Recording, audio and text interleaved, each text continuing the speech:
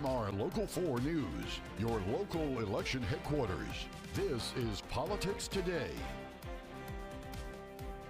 The Amarillo Economic Development Corporation was up for discussion again at the Amarillo City Council meeting. Learn the latest. In a discussion item over the use of outside legal counsel stretched for nearly an hour. Hear more about the services George Hyde provides for council members. Amarillo City Council held their regular scheduled meeting Tuesday where they discussed the Amarillo Economic Development Corporation. Thanks for joining us. During the meeting, an update from Interim Board Chair Alex Fairley was provided, as well as a discussion and update on the Articles of Incorporation and the Board of Directors selection process. During Tuesday's council meeting, Interim Amarillo Economic Development Board Chair Alex Fairley stated the AEDC is in good shape. In the short term, I think the ADC is just fine. I don't think we have any deals that even are at risk. We certainly don't have any deals that are lost. Deals that we thought were done are still done. The bottom line is the ADC is just fine, and going forward just fine. Currently, Fairley says they're focused on simplifying language in the Articles of Incorporation and clarifying the decision-making process. The main structural change to the articles is the discussion about what kind of budget type of decisions, how they should get treated. During the discussion, Mayor Cole Stanley set a goal for the ADC board to submit the revised Articles of Incorporation and bylaws to council by the first council meeting in January. Following the resignation of ADC board members, 55 people have applied to fill those spots. During the meeting, council members discussed picking their top candidates, meeting with them, and then submitting appointment nominations. We mapped out a good path here over the articles and the amendments and then the bylaws and also the budget. And so those are our next 3 steps. We'll bring those back January 14th. We'll vote on the articles on the 14th of January. We'll have everything else ready the following 2 weeks later, January 28th. I expect to be able to pass the bylaws and the considerations because we've handed those back over to that interim board. The mayor says the interim board will work with staff and a lawyer to make sure it works for everyone. When it comes to the ADC board, Mayor Stanley wants to make those appointments by the first or second week of February. To see our continuing coverage on City Council and AADC, go to myhighplains.com. The update from AADC wasn't the only big item at Tuesday's meeting this week. Coming up, we'll tell you more about a discussion item that lasted nearly an hour over the council's use of an outside attorney.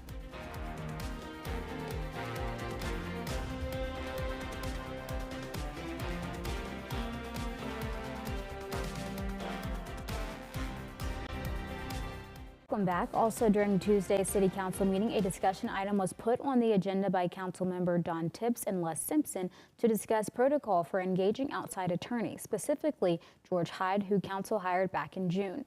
That discussion lasted nearly an hour. We've gone ahead and put together several of the key moments from that discussion. Take a listen. The Council chose back in June to hire our own legal representation, and while we did that, and we had reasons why we did it at the time, we never really had a public discussion about the practice and how we go about doing that. And in fact, I don't think a sitting Amarillo Council has ever hired its own legal representation. So it was a little bit unconventional, hadn't been done before, because I have concerns that maybe we're not making the best use of taxpayer money for legal services. And so I just wonder maybe if we could talk about the process of how that works. And I've talked with Grayson as well. I mean, it brought up some other issues of, I don't know that we're following the charter correctly.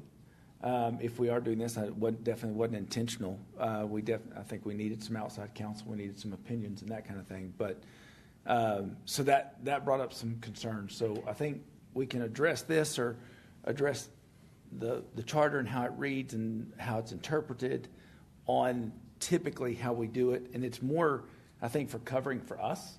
And then also holding staff accountable.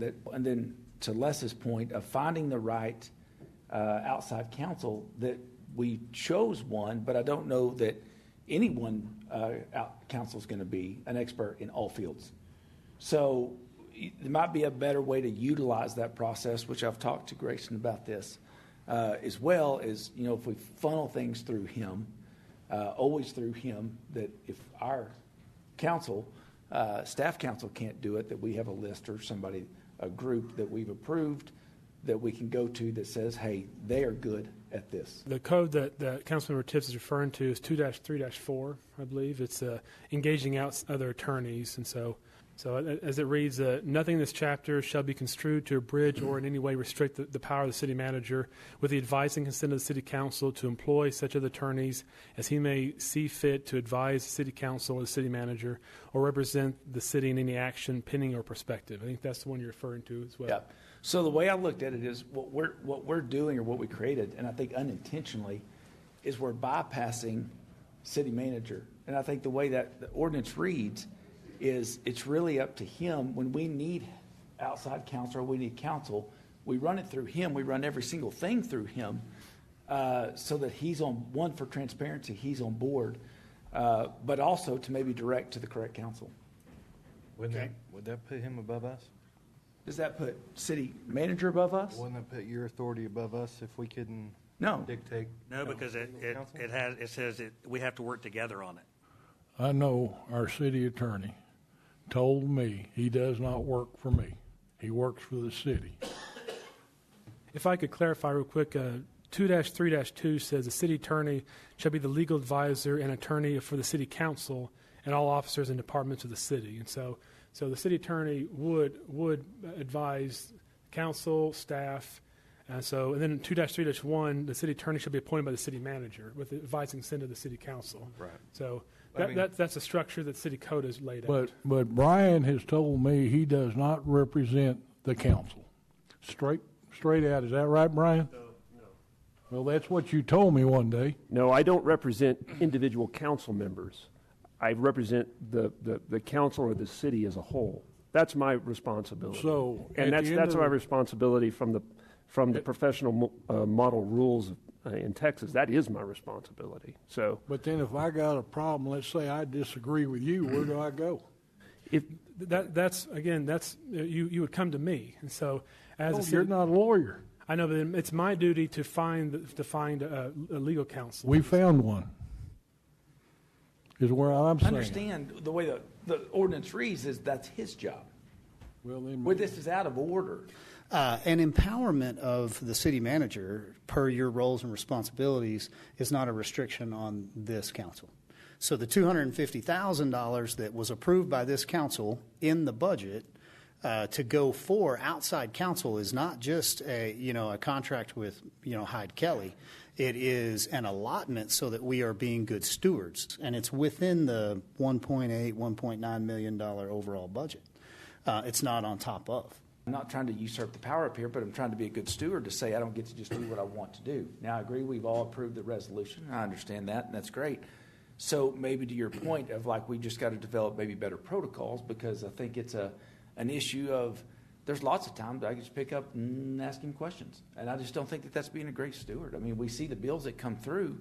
It is a lot of money. And then where is the final accountability on how much we're spending to make sure that we don't overspend? That's your budget. But who's keeping track of that? You are. You're approving the bills as they come in. They have to be approved by all council members. So if I go to someone else, then it comes back to all council members. Well, we all would need to approve it. So I like the protocol that we have is I can't approve Hyde Kelly's bill. So Hyde Kelly sends the bill to myself and city manager. City manager sends it to all of y'all and says, please review this. Let us know if you have concerns. You had concerns on the last bill. He's getting those clarified, and then if you approve it, then he gets paid. So we're kind of approving it after the fact. Well, no, I'm just saying you signed a contract with a guy, he's performed, and then I think the issue of approval is it's awareness more than anything. We want all 5 council members and the city staff to know that we've spent this money, and his invoices come pretty descriptive in topic of 1.5 hours conversation with the mayor, legal advisement on AEDC. Well, actually, the last one didn't have that kind of detail, which is what I was asking for. So you'll get to get some more detail on that. We're setting this up now with a protocol. To me, this sounds like it would.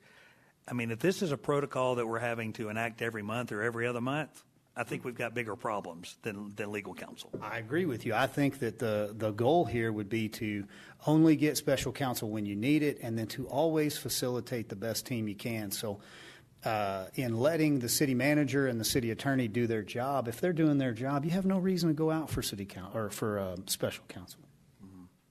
Does council want to restrict itself by putting some protocols together, or at least would you like to direct staff to type them up and then you could read them? Yes, I would. I got a yes. I got a no. You say restrict ourselves. You're just saying to be better stewards of it. I mean, I think it's semantics, but what you're saying is restrict ourselves. But I don't. It's holding ourselves accountable through to a step or a procedure that you don't necessarily. Well, you don't legally have to hold yourself accountable to. You're already being held accountable to the budget, and it's in the budget. So I think it's good for transparency. Just for, like you said, I mean, you're in a position of authority. You're elected, but there's some power and authority that we have. That's, again, we can talk about illegal or unlawful. I got a yes. You got a yes. I got a no. I got a yes. No. I got a yes, and I got a no. Okay. I'm going to say yes. I don't have a problem with protocol, and then we can vote on it. I'm at least willing to hear it and let staff type it up. And to reiterate it or restate it more clearly so the public can hear it, we're saying that we would hold ourselves accountable to bringing any issue first to the city manager and the city attorney and/or city attorney to see what resources can be given and advisement. Then, if we were going to need outside counsel, we would come to you and we would ask you first, can you go and locate outside counsel that is an expert in ICE? And then you could go and do that. We still hold the authority to say, that's not who I want. I'd like this company. This is the firm I'd like. Then at that point, we would be able to present or select another councilman. So you're in the protocol, you either select a councilman and you get somebody else on board, or you present to council. Now, with the given resolution, you then can engage with the council. So, and I say council, not our council, but legal counsel. So where you're at in this, city manager and or city attorney, if you don't need outside city counsel because we've already retained it, you can go straight to city council. You can go straight to legal counsel. I just think I think the key point, and I think, Don, you mentioned this, is being good stewards and giving our staff the opportunity to address whatever it may be and figure out, do we have staff on board? Do we need outside counsel? I think, our city manager would know where to get that.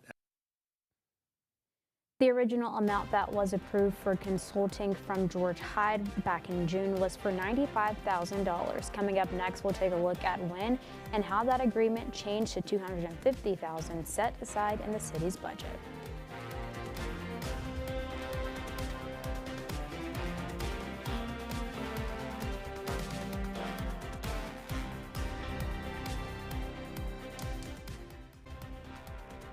The agreement to hire George Hyde's firm for outside legal consultation was approved earlier this year on June 25th. Here's a look at the language of that consent agenda item from that meeting.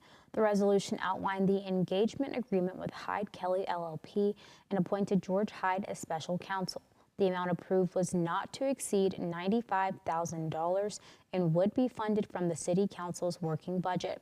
Here's a clip of that discussion and description provided by the mayor from that meeting. So I know item 8D, I'll read it here just in case you're not looking at it, consideration of a resolution. So once again, this is Hyde Kelly LLP, so that's George Hyde, our outside lawyer that I know I brought. I've gotten some good support from some other counsel in the way in which it is nice to have that additional legal advisement, just like good old-fashioned second opinion. If you've got one doctor, that follow-up second opinion is never bad when you're looking at a bad outcome potential. It is $95,000 on this list. That is not a retainer. We're not giving him $95,000 and then waiting on him to tell us when we owe him more money. He will bill pretty, I guess discreetly. So he'll bill by the hour, but then he's not necessarily going to divulge anything that would be attorney-client privilege because we would actually have that benefit here. So if we were looking at something that was an Open Meetings Act violation or a question of something that had gone on, anything like that we need advisement and that we as council may be uneducated in. It's nice to have that resource where you can make that phone call. They're not conflicted where they're looking out for the entire organization as a whole. He has the ability to look out for that council member and to be the educator and coach of that council member. And lastly, I would say, before I open it up for discussion, we do this quite often. So there are some local firms and some firms out of Austin that we have utilized to do everything from helping us look at, a tax anticipation note, all the way to just regular business dealings. And so how do we sell this building? How do we create a condominium regime? How do we get through this business deal? So we utilize outside counsel quite a lot. It just gets facilitated through staff. And the only thing that's a little different here is this allows counsel to have some one-on-one conversations directly with that law firm.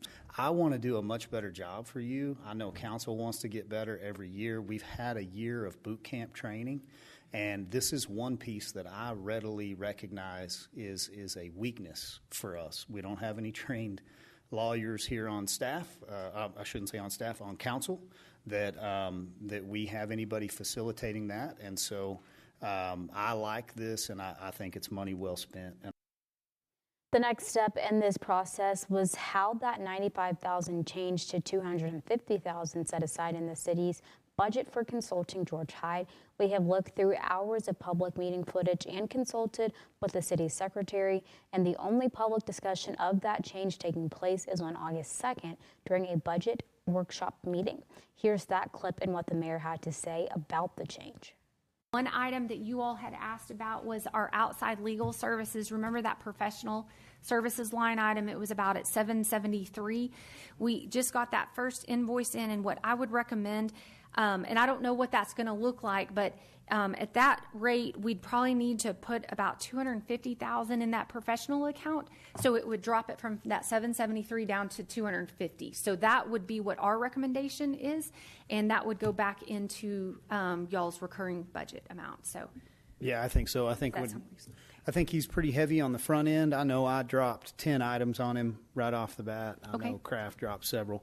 So I think that'll average and become way less, could be half, but the 250 is a good budget amount. I think we'd like to see that there. Plus, then the existing legal department is still held at $1.7 million, right? Yes. So we're not affecting that department, even though we have vacancies. No. So that's yes, sir. What's kind of a breakdown of how we came up to that amount? For the $250,000? Yes. So we had gotten because I think our agreement with our council is, is 100. Right. So what's the other 150? So let me interpret this real quick because I had my hands in this one. So the 100,000 was an amount that he said he wanted approved in order to get us to budget, which he projected through September 30th.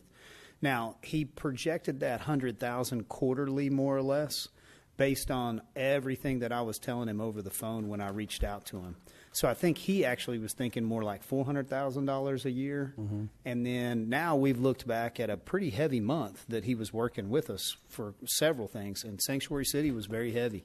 The total bill was 20, I think, for that month. So she's running that times 12 to come to 250 roughly. Okay.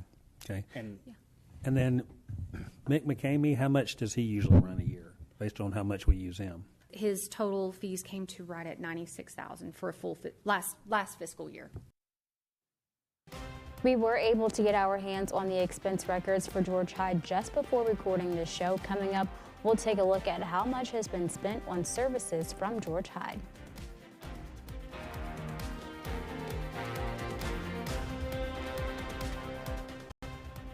Shortly before recording this show, we received copies of the invoices sent to the city by George Hyde. In total, the city council has been billed for about $146,241. $110,000 of that was spent during the period of June through September. We will continue to look at these documents in the following weeks to tell you more about them and how that money is being spent. We'll wrap things up after this. Keep it here.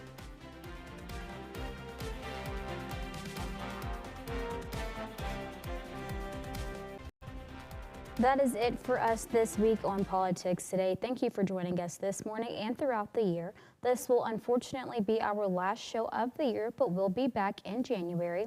During that time, we're going to be going through all of the details of those expense records, and when we come back, we'll break down what that money is being used for and how often members of council and the mayor are reaching out to him. You can stay up to date on all the latest political news this week. We have continuing coverage on myhighplains.com, plus check us out on Alexa, X, Instagram, and be sure to like us on Facebook.